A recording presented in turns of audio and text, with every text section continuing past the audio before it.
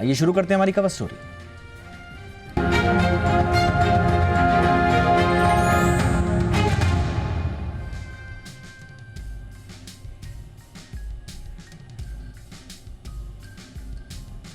नेपाल में हिंसक प्रदर्शन के बाद अब अंतरिम सरकार के गठन की कोशिशें तेज हो गई हैं, लेकिन अंतरिम सरकार में कार्यवाहक प्रधानमंत्री कौन होगा, किसके नाम पर सहमति बनेगी, रेस में कौन आगे चल रहा है, इसे लेकर अभी सस्पेंस बरकरार है। और इसे लेकर बाकायदा जेनजी दो ग्रुप्स में बंट गए हैं। प्रदर्शनकारियों के एक गुट ने अंतरिम पीएम के लिए सुशीला कार्की के नाम को खारिज कर दिया है, तो वहीं नेपाल के लाइटमैन कहे जाने वाले कुलमान घीसिंग का नाम भी कार्यवाहक पीएम की रेस में जुड़ गया है। वहीं फ्रांस में राष्ट्रपति मैक्रो के खिलाफ आंदोलन थमने का नाम नहीं ले रहा है। क्या फ्रांस में भी नेपाल जैसे हालात बन सकते हैं? पहले ये रिपोर्ट देखिए अपने खास मेहमानों के साथ। आज हम कर रहे हैं चर्चा नेपाल फ्रांस में गदर और उसका भारत पर असर।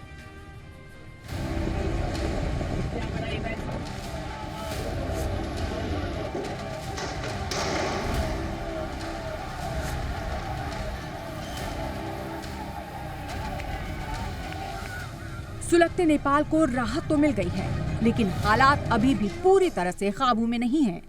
फिलहाल नेपाल सेना के हवाले है। केपी शर्मा ओली के प्रधानमंत्री पद से इस्तीफा देने और तमाम मंत्रियों के नेपाल छोड़ने के बाद वहां अंतरिम सरकार बनाने की कवायद तेज हो गई है। इसी कड़ी में नेपाल की सुप्रीम कोर्ट की पूर्व मुख्य न्यायाधीश सुशीला कार्की के नाम पर बात आगे बढ़ी थी, लेकिन इसे लेकर मतभेद उभरे और अब कुलमान घिसिंग का नाम भी कार्यवाहक पीएम की रेस में शामिल हो गया है। हो सकता है एक आध और नाम भी इस रेस में शामिल हो जाए। फिलहाल तो अंतिम फैसला सैन्य प्रशासन और नेपाल के युवाओं को ही लेना है। नेपाल में मचे बवाल पर भारत सरकार पूरी तरह अलर्ट मोड पर है और हालात पर नजर बनाए हुए है। दरअसल भारत और नेपाल का रिश्ता रोटी और बेटी का है। दोनों देश करीब 1750 किलोमीटर का बॉर्डर साझा करते हैं। इसमें उत्तराखंड, उत्तर प्रदेश, बिहार, सिक्किम और पश्चिम बंगाल की सीमाएं आती हैं। दोनों देशों के बीच आवागमन में वीजा का इस्तेमाल नहीं होता। एक पड़ोसी देश होने के नाते नेपाल की अस्थिरता को लेकर भारत का चिंतित होना लाजमी है और यही वजह है कि नेपाल में शांति बहाली को लेकर भारत सकारात्मक रुख अपनाए हुए है। फिलहाल तो नेपाल के त्रिभुवन अंतर्राष्ट्रीय हवाई अड्डे के संचालन के शुरू होने के बाद भारत अपने नागरिकों को निकालने को लेकर एक्शन मोड में है। अब बात करें एक और अशांत हो रहे देश फ्रांस की। भले ही फ्रांस यूरोप का हिस्सा है, लेकिन जिस तरीके से वहां के युवाओं ने सड़कों पर उतरकर राष्ट्रपति मैक्रो को हटाने की मांग की है, जिसके चलते फ्रांस में हिंसक आंदोलन को लेकर आशंकाएं बढ़ गई हैं। उसे देखते हुए दुनिया भर के देशों की नजरें फ्रांस पर टिकी हुई हैं। दरअसल फ्रांस का यूथ वहां के बजट में कटौती और आर्थिक सुधारों से नाराज होकर सड़कों पर अपना गुस्सा दिखा रहा है। तो क्या सरकार फ्रांस के यूथ के आगे झुक जाएगी? क्या राष्ट्रपति मैक्रो घुटने टेकते हुए अपने पद से इस्तीफा देंगे? ये एक बड़ा सवाल अभी भी बना हुआ है। फिलहाल तो नेपाल में जहां राजनीतिक भ्रष्टाचार के चलते यूथ सड़कों पर उतरे, तो वहीं फ्रांस में महंगाई और आर्थिक नीतियों के खिलाफ यूथ का गुस्सा दुनिया भर ने देखा। ऐसे में इन हालात से निपटने के लिए सही दिशा में आगे बढ़ने को लेकर इन दोनों देशों को आगे आना होगा। ब्यूरो रिपोर्ट, जी मीडिया। खास मेहमान हमारे साथ जुड़ चुके हैं।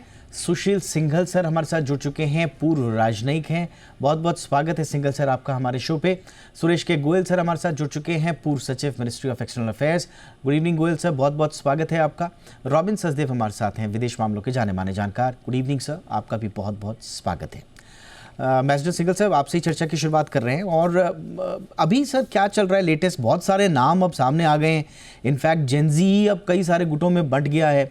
एक गुट कह रहा है कि कार्की को आप बनाइए और दूसरा गुट का कहना है कि अलग अलग नाम आ रहे हैं। कुछ घीसिंग का नाम ले रहे हैं, कुछ बालेन शाह का नाम ले रहे हैं। अब ये भी पता चल रहा है कि अगर बालेन नहीं बनते हैं तो काठमांडू के मेयर जो बालेन है अगर वो नहीं बनते हैं तो फिर धरान के जो मेयर हैं हरका सांपाग ये बनेंगे। तो बहुत सारे नाम सामने आ रहे हैं सर, बट स्टिल अभी भारत के लिए कौन कौन से मुद्दे और एंगल महत्वपूर्ण है नेपाल के संदर्भ में? देखिए, ऐसा है कि जहां तक नामों का सवाल है, ये इनका अपना आंतरिक मामला है और जिस तरह की कंफ्यूजन हो रहा है वो क्लियरली इंडिकेट कर रहा है कि जो जेनजी ग्रुप है या जिसको जो भी नाम आपने आंदोलनकारी हैं, उनमें भी आपस में कुछ डिफरेंसेस आ गए हैं। उसके बहुत सारे कारण मेरे ख्याल हो सकते हैं, क्योंकि कई जगह बार जो है वो दूसरे जो ग्रुप्स हैं वो भी उसमें शामिल हो गए हैं, क्योंकि हर एक जो सारे स्टेक होल्डर हैं। जहां तक भारत का सवाल है, मेरे विचार से भारत की, जैसा कि प्रधानमंत्री जी ने कहा है कि भारत चाहता है कि वहां शांति की स्थापना हो, और वहां जो गवर्नमेंट, इंटरिम गवर्नमेंट जो भी फॉर्म करनी होनी है, वो जल्दी से जल्दी स्थापित हो, ताकि जो वहां पे अशांति का माहौल है वो वहां से खत्म हो सके, और लोग जिनको आम जनता को जो परेशानी हो रही है या कर्फ्यू लगा हुआ है, उसकी वो वहां पे उसको समाप्ति करी जाए और आप वहां पे जनजीवन सामान्य हो सके। एब्सोल्युटली। और यही सबसे बड़ी बात यह है कि वहाँ पर एक टर्मोइल अगर माना ख़त्म हो रहा है तो दूसरी तरह की जो उहापोह की स्थितियाँ हैं वो पैदा हो रही हैं। अब हिंसा बड़ी मुश्किल से धीरे धीरे थम रही थी और अब वहाँ पर अलग अलग गुटों का पीएम उम्मीदवार के पद को लेकर ये जो रस्साकशी है ये थोड़ा परेशान कर रही है। बट गोयल सर, आपकी नज़र में इस वक्त क्या इम्पॉर्टेंट है भारत के लिए? स्वाभाविक रूप से सारा मामला उनका इंटरनल मैटर है, बट स्टिल जैसे आज सुशीला कार्की जी ने भारत की तारीफ कर दी, मोदी जी की तारीफ कर दी, तो एक गुट जो है उनको बिल्कुल भारत का पिछलग्गू साबित करने पर तुल गया। तो भारत के लिए कौन कौन सी चीजें हैं सर जो हमको माइन्यूटली ऑब्जर्व करनी होंगी?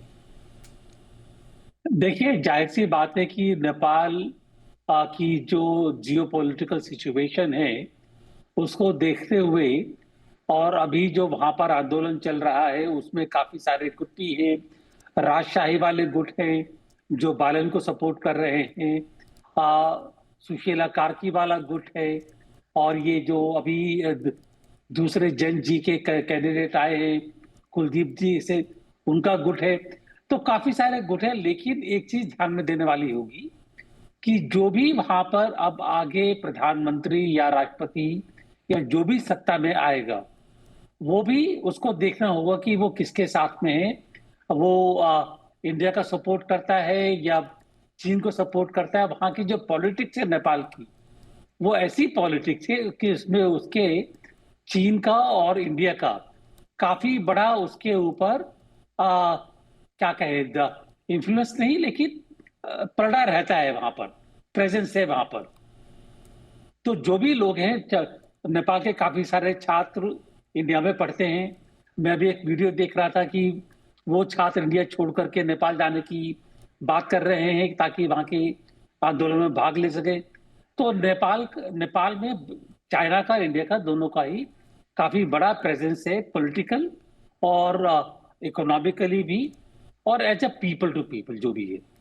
तो उसको देखते हुए जो भी वहां पर आएगा, मेरे ख्याल है ये देखना हमारे लिए जरूरी हो जाएगा, जैसे कि काफी सारे बाकी देशों में भी हुआ है, कि वो भारत को समर्थन करते हैं या चीन का समर्थन करते हैं, या उनकी विचारधारा क्या है, कम्युनिस्ट हैं या लिबरल हैं। ये देखना जरूरी हो जाएगा हमारे लिए भी और बाकी जो देश हैं उनके लिए भी।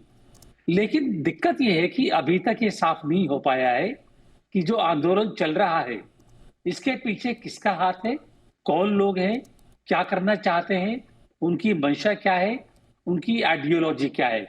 जेनजी क्या कहना बहुत आसान है। ये मैं भी यूनिवर्सिटी में पढ़ चुका हूं और मुझको मालूम है कि जब वहां पर ऐसी कोई चीज होती थी, हम लोग भी झंडे लेकर के आगे हाथ में आ जाया करते थे। लेकिन जो अब हो रहा है, जो कल से शुरू हुआ है, दंगा फसाद, वायलेंस, आप ये सोचने वाली बात है कि जो इतने सारे डिमोन्स्ट्रेशंस हैं, उनके हाथ में ये बंदूकें कहां से आएंगी, वेपन्स कहां से आएंगी, जो सारे मोबिलाइज कर रहे हैं ये, इसके लिए पैसा कहां से आ रहा है। तो ये कहना कि इसके पीछे किसी और का हाथ नहीं है, मेरे ख्याल है तोते कबूतर की तरफ ही आंखें बंद करना होगा, क्योंकि ये बात जाहिर है कोई ना कहीं से कोई ना कोई सपोर्ट कर रहा है। लेकिन जो लीडर्स हैं वो आगे नहीं आ रहे हैं। तो हमें ये देखना होगा कि कौन है हमारा, जो एक नेशनल इंटरेस्ट है वो किस तरफ जा रहा है।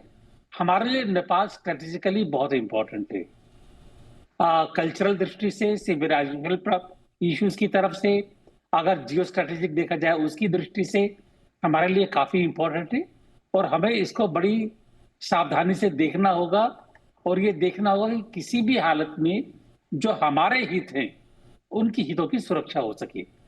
अभी के लिए इतना ही। Absolutely sir.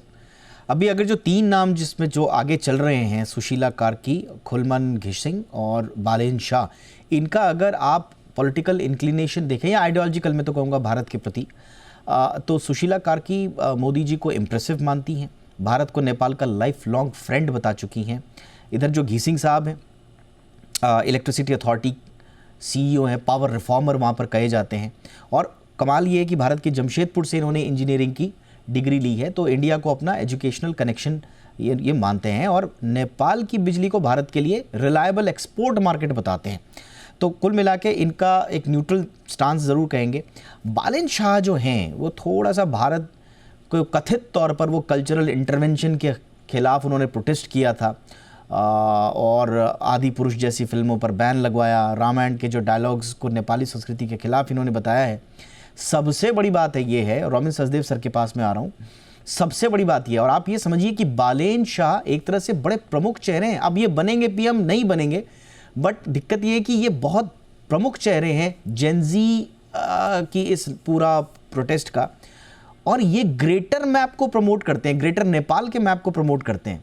इसमें उत्तराखंड, यूपी के पार्ट्स को नेपाल का हिस्सा दिखाया जाता है, यानी कि एंटी इंडिया इनका एक तरह से सेंटिमेंट है। तो सर ये जो कुछ भी हो रहा है रॉबिन सर, ऐसा लग रहा है कि जो लीड कर रहे हैं, जो फ्रंट है, जो सनसनीखेज चेहरे जो सामने आ रहे हैं, उनमें बहुत ज़्यादा भारत के लिए कोई अच्छा भाव नहीं है अगर कार्की जी नहीं बन पाई तो। Thank you. मेरे से पहले दोनों एमिनेंट आपके पैनलिस्ट ने अच्छे से कवर कर लिया है, बट या it's a cause of worry, क्योंकि कभी चेंज होता है, प्रेडिक्टेबिलिटी होनी चाहिए। बिग पिक्चर से आते हैं फिर नीचे। आपके शो के शुरुआत के साथ आपने कहा था डेमोक्रेसी का कुछ ही वो, अव्वल ना बिग पिक्चर में देखा जाए डेमोक्रेसी एक फ्लॉड सिस्टम है, पर हमारे पास दुनिया में इसके अलावा कोई और सिस्टम नहीं है अभी तक जो बेहतर दिखता है, क्योंकि डेमोक्रेसी में 1/3 वोट लेके ये वो करके 70% आपके खिलाफ है, पर फिर भी आप सत्ता में, क्योंकि आप वोटिंग 2/3 ने करी, 1/3 आ गए, आप जीत के, राइट। सो काफी चीजें डेमोक्रेसी को लेकर के। सेकेंडली, ये नेपाल में जो है एब्सोल्युटली हॉरिफिक है, and as ambassador Goyal said and single सब, गोयल साहब ने मेरे ख्याल से कहा कि इनके पास ये वेपन्स या इस तरह के आर्म्स या मूवमेंट्स कैसे आते हैं। हालांकि बाय द वे इस तरह की चीजों को करने के लिए कोई ज्यादा पैसा नहीं चाहिए होता। हम सबको शायद पता है कॉलेज लाइफ में कट्टे वट्टे कहाँ से स्मगल होते हैं, और डेफिनेटली फॉरेन एलिमेंट्स भी कंट्रीब्यूट कर सकते हैं और करते होंगे, सभी शायद अलग अलग एंगल से ना। बट ये जो हुआ अभी और ये अभी चल रहा है, बट इसको एक और तरीका भी है down the line. Okay, so may be जो हम देख रहे हैं वो डेमोक्रेसी इन एक्शन देख रहे हैं। सो लेट अस सी कि क्या निकल के आता है, कि नेपाल की अगर प्रोसेस ठीक गया है सारा, कि नेपाल का मेजॉरिटी ओपिनियन किस तरह की अपनी सरकार governance and also of course link to it की भारत से रिश्ते चाहता है, इट विल डिपेंड अपॉन जिस कैंडिडेट की तरफ ज्यादा सहमति बनती है। तो ये डेफिनेटली देखना है। ये नो डाउट नेपाल जो है ये भारत और चाइना की शैडो में कहेंगे मानिए है, और उधर से पाकिस्तान भी एक अपना अपनी एलिमेंट्स देखता है, अपनी जो भी चीजें प्रमोट करने को। ये बॉर्डर कोरस है हमारा, काफी हद तक तो काफी अक्रॉस द बॉर्डर काफी कुछ होता है नेपाल वाले बॉर्डर से। तो सबके इस ज्योग्राफी में बहुत कोर इंटरेस्ट हैं, खास करके हमारे आई थिंक सबसे ज्यादा, क्योंकि नेपाल को तो हम कहते हैं बेटी और रोटी के रिश्ते हैं हमारे। हालांकि कुछ समय में कुछ चीजें ऐसी हुई हैं जिनसे अनफॉर्चुनेटली मेरे विचार से थोड़ा सा इन पे एंथुजियाज्म कम हुआ है, खास करके मेरे ख्याल से अग्निवीर स्कीम जिसके जरिए गुरखास आते थे, अब वो स्कीम में बदलाव आया है, तो मेरे ख्याल से फिलहाल वो रुक गया है। तो वो एक वो एक बहुत अच्छा आई थिंक हमारा क्रॉस कनेक्ट था नेपाल से। But that said third thing, हाँ भारत को जो करना चाहिए, यस आई थिंक हमें कॉशियस, हमारी सरकार यस जो करे, सरकार तो कहेगी हम इंटरनल अफेयर उनका है, हम कुछ नहीं करते, right, let us see how it plays out. But at the same time हमें आई थिंक अपने I would say may be media में या सोशल मीडिया में या कुछ, हमें नेपाल को कोई स्टीरियोटाइप जल्दी जल्दी नहीं कर देना चाहिए होगा, राइट। अगर जो भी वहां से खबरें आ रही हैं, आई नो क्विक रिएक्शंस हैं हमारे, मजा आता है नेले पे देला मारना, ये वो उन्होंने ये कहा तो हम ये कह देंगे, वो थैंक्स टू सोशल मीडिया वो बहुत एक एक एक्टिव एक्टिविटी हो गई है बहुत लोगों की, आई एम श्योर है। बट उस तरह की स्टीरियोटाइपिंग करना या जो कुछ भी हम एंगल दें, उससे नैरेटिव इन्फ्लुएंस होते हैं, विचार इन्फ्लुएंस होते हैं, राइट। कि अगर हम कहें कि नेपाल ये कर रहा है, हमारे खिलाफ जा रहा है या हमारे प्रो आ रहा है, तो क्यों? अभी जैसे आप बता रहे कार्की का, जब उन्होंने ट्वीट किया तो अभी ये कहा जा रहा है भाई आप तो प्रो वोटिंग है, राइट, काइंड ऑफ थिंग। तो हमें जितना हो ज्यादा से ज्यादा हो सके वो अवॉइड करना चाहिए कि हमारी क्या छवि बन रही है वहां पर। हमारी छवि should be like balanced brother across the border. And I mean जो हुआ है, आई अंडरस्टैंड जो मैस्टर गोयल कह रहे हैं, मैस्टर सिंघल कह रहे हैं कि ऐसे जो उफान आते हैं तो इनमें कोई ना कोई तो पीछे होता है।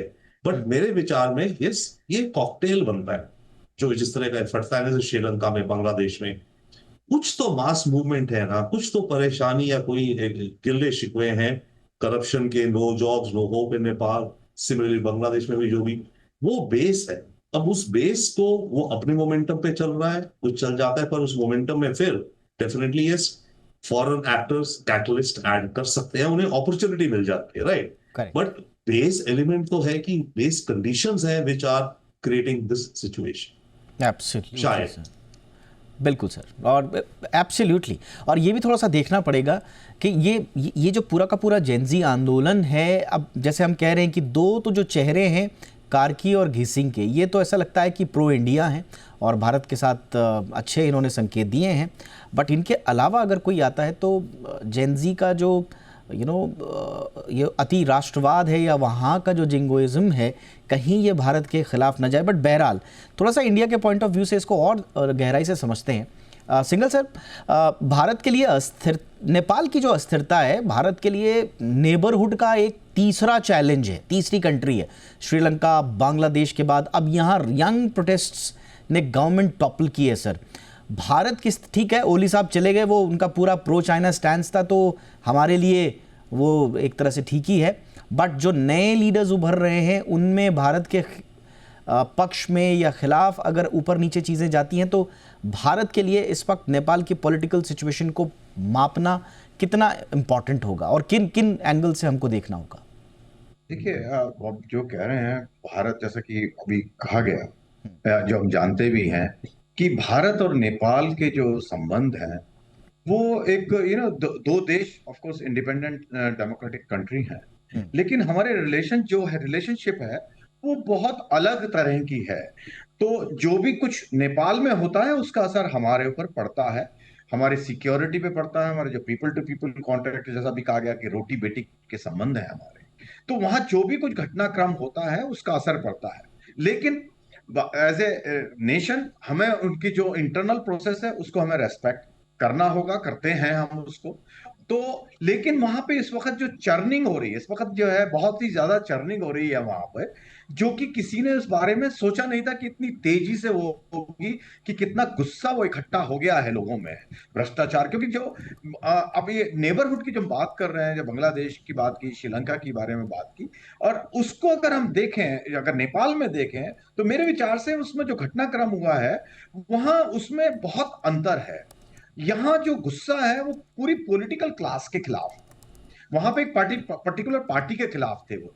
तो यहाँ पे वो जो छात्र नेता हैं, जो भी नेता हैं, वो नहीं चाहते कि जो पुरानी पॉलिटिकल क्लास है वो कहीं वहां पे फिर से ना आ जाए। उनको ये बहुत बड़ा डर भी है जिस तरह के वो स्टेटमेंट आ रहे हैं। लेकिन मैं ये देख रहा हूं कि जो स्टूडेंट लीडर है वहां के, उनका मैच्योर स्टेटमेंट भी आ रहा है, क्योंकि वो कह रहे हैं कि अभी हम तैयार नहीं है सत्ता में आने के लिए, क्योंकि हमें मैच्योरिटी नहीं है। हम आएंगे, लेकिन आगे आएंगे, लेकिन हमें यह इंश्योर करना है कि जो पॉलिटिकल क्लास है जिसने हमारा खून चूसा, जो ये वर्ड यूज किए गए हैं, वो वापस ना आ जाए किसी भी तरह से।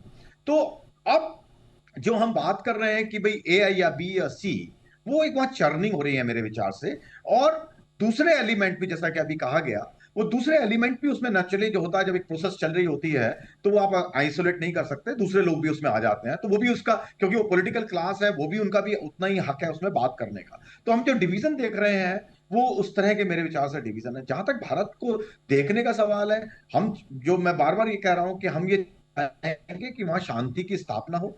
और जहां तक डिफरेंट स्टेटमेंट की बात है, जो अभी बात हो रही है कि भारत के वो कोई खिलाफ बोल रहा है, लेकिन जब एक बार खुद वो पावर में आते हैं तो बहुत अंतर हो जाता है। दूसरा, ये इंटरिम है, हमें ये नहीं भूलना चाहिए कि ये एक इंटरिम अरेंजमेंट होगा, और उसके बाद वहां इलेक्शंस होंगे, और उसके बाद में वहां डेमोक्रेटिकली इलेक्टेड गवर्नमेंट आएगी। तो वो क्या करेगी, वो तब हमें देखना है। ये तो इंटरिम है। तो मेरे विचार से भारत की ये इच्छा रहेगी, हमेशा हम चाहेंगे कि वहां जल्दी से जल्दी शांति की स्थापना हो। जो पावर वैक्यूम इस वक्त क्रिएट हो गया है और आर्मी को जो रोल प्ले करना पड़ रहा है, वो जल्दी से जल्दी खत्म हो और वह डेमोक्रेसी वहां पर आए। अब डेमोक्रेसी का हिस्सा कौन होंगे, वो स्वरूप कौन होंगे? गोयल सर, कुछ क्या आई मीन जो बिल्कुल जो पुरानी जो ट्रेडिशनल जो पॉलिटिकल क्लास है, ये तो लगभग ओवरऑल अगर आप व्यू देखेंगे तो ये जो जेनजी हैं और इनके जो लीडर्स हैं या जो इनके जो फेसेस हैं, वो इनको अपना दुश्मनी मान रहे हैं। चाहे वो सीपीएन है, यूएमएल है, सीपीएन माओइस्ट सेंटर है, सीपीएन सोशलिस्ट है, इधर लिबरल्स में अगर नेपाली कांग्रेस हो गया, या प्रो चाइना की तरफ हम देख लें यूएमएल और माओइस्ट, या प्रो इंडिया भी अगर आप देख लें नेपाली कांग्रेस और कुछ इंडिपेंडेंट्स, उसमें देवभा भी शामिल थे। सारे के सारे लोगों को ये लोग बिल्कुल एकदम इस वक्त एनिमीज के तौर पर देख रहे हैं। तो नेपाल में जो नया राजनीतिक स्वरूप उभर रहा है सर, इसमें क्या ये पूरी की पूरी पॉलिटिकल पार्टीज जो पिछले 17 साल में या उससे पहले से जिनकी जड़ें हैं, क्या ये पूरी तरह से वाइप आउट हो जाएंगी और एक नया राजनीतिक सिस्टम होगा, या धीरे धीरे ये पॉलिटिकल पार्टीज वापस वहां के स्पेक्ट्रम में अपनी जगह बना पाएंगी सर? बड़ा मुश्किल आपने सवाल किया है। देखिए, मैं 2-3 चीजें कहूंगा। ये पहली बात तो ये है कि अगर जो आंदोलन में शामिल है यंग जनरेशन, अब मैं उनको जेंजी नहीं बोलना चाहता हूं, क्योंकि Gen Z seems to be very, it's a different kind of a class altogether. Anyway, जो भी है, अगर वो जो आंदोलन में शामिल हैं, अगर उनको ये पता नहीं था कि इनके ओली के बाद में लीडरशिप का चेहरा कौन होगा, तो उन्होंने आंदोलन शुरू क्यों किया? मैं सीधा सा सवाल है ये। सबको मालूम होता है, आजकल के बच्चे को मालूम होता है कि अल्टीमेटली कहीं ना कहीं जो लीडरशिप वैक्यूम आता है, उसको भरने के लिए कोई ना कोई चेहरा चाहिए होता है। मुझको अभी तक ये समझ में नहीं आया है कि जो आंदोलन चल रहा है, इसके पीछे कौन सा चेहरा है। कोई चेहरा सामने नहीं आया है। अगर बात करते हैं कि भाई उनसे बात कर रहे हैं, 6 गुट हैं ओली के support, sorry not Oli but Dubey के सपोर्टर हैं, उनके सपोर्टर हैं, राजशाही के सपोर्टर हैं। भाई हैं कौन वो? कोई नाम, कोई चेहरा, कुछ तो सामने आए ना ये। अगर नाम चेहरा सामने नहीं आएगा तो किससे बात की जाएगी, किससे बात नहीं की जाएगी। अल्टीमेटली या तो ये कि पूरी अनार्की हो, कि वहां पे कोई कॉन्स्टिट्यूशन नहीं है, कुछ नहीं है, जो चल रहा है वो चल रहा है, झगड़े चल रहे हैं। Ultimately there has to be a constitution, there has to be a ruling person, there has to be somebody as the prime minister, president, whoever it is, whatever system you choose. जो होगा उसके बाद ही पता चलेगा कि वहां पर कौन आ रहा है। एक तो बात ये है। दूसरी बात ये है कि जहां तक भारत का सवाल है कि भारत के पक्ष में कौन है कौन नहीं है, आपको शायद याद होगा कि 2015 में सत्ता पलटने से पहले 2007 में राजशाही का कनेक्शन इंडिया से बेसिकली हिंदू फिलॉसफी से था, हिंदू रिलीजन। और Hindu connection can be again बड़ा इंपॉर्टेंट कनेक्शन हो सकता है वहां पर। तो ये मैं नहीं कह सकता हूं कि जो राजशाही में चाहे बालेंद्र हो या कोई भी हो, कि वो उनका भारत से कनेक्शन नहीं रहेगा। ऐसा नहीं हो पाएगा। और आखिरी में ये कहूंगा, खाली छोटी सी बात, कि जो भी है, हम मेरे ख्याल है अगले 3-4 दिन में ये क्लियर हो जाएगा कि पीछे कौन थे कौन नहीं थे, और आगे की जो रुख है सत्ता का वो क्या होगा। 3-4 दिन की बात है।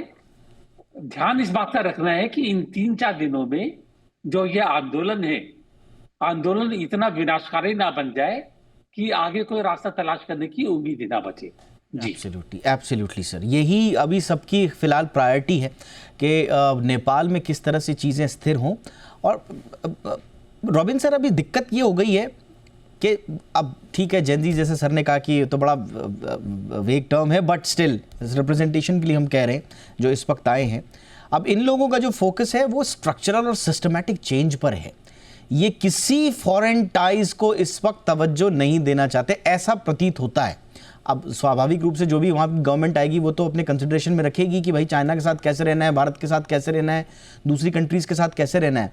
बट ये भारत के लिए कितना चैलेंजिंग है सर? क्योंकि मैंने जैसे कहा कि प्रो इंडिया, प्रो चाइना, राष्ट्रीय प्रजातंत्र पार्टी जो आरपीपी मोनार्किस्ट है वो थोड़ा सा घुसने की कोशिश जरूर कर रही है, लेकिन उसको लेकर भी सतर्क है वहाँ के जो अभी आंदोलनकारी हैं।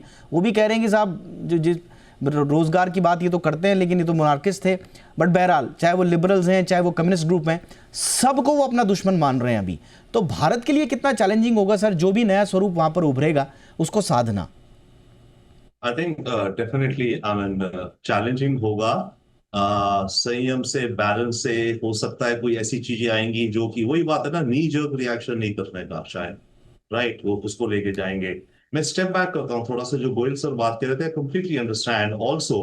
पर कई बार ये भी होता है ना, जैसे कह रहे थे कि अगर रेवोल्यूशन स्टार्ट किया, सड़कों पे आए, तो उन्होंने पहले से सोचा होगा अगली किस सरकार किसको बनाएंगे। वो हो सकता है sir, but at the same time बहुत सारे रेवोल्यूशन स्ट्राइक्स ऐसे शुरू होती है जस्ट फ्रस्ट्रेशन से बदलाव। आई थिंक हमने से बहुत लोगों ने अपने यूथ में, कॉलेजेस में बहुत ऐसी स्ट्राइक्स करी है, मैंने भी, सबने करी होंगी, जहां पर था कि बस तानाशाही हटाओ, तानाशाही हटाओ, आगे जो होगा देखा जाएगा। बट यंग ब्लड होता है, तो आई थिंक वो उसका भी स्कोप है, या फिर स्कोप वो है कि यस, ये जो हुआ उसके पीछे कोई सूत्रधार है या था और उसने करा, एटसेट्रा।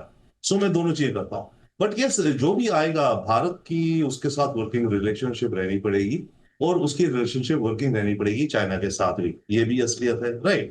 अब जहां तक बात है कि कौन था, या तो ओली कह रहा है कि इंडिया था उसको हटवाने में।